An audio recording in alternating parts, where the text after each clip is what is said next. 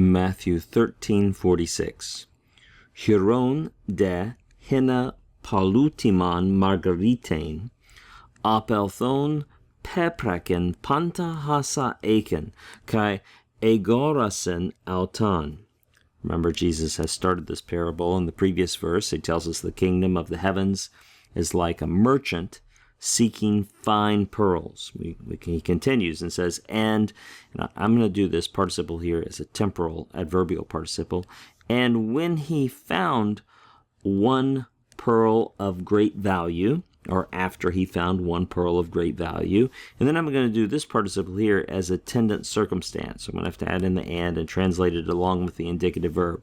He departed and sold all which he was having and purchased it. Now the reason that auton there is masculine, accusative singular, the reason it is masculine and the reason it is singular is because the antecedent pearl is masculine and singular. Remember the word pearl, ha margarites. Ha margarites is a masculine noun of the first declension. That's why up here above we have these masculine forms modifying the word. Even though they don't match in spelling, they do match grammatically. They are all masculine accusative singular forms up there.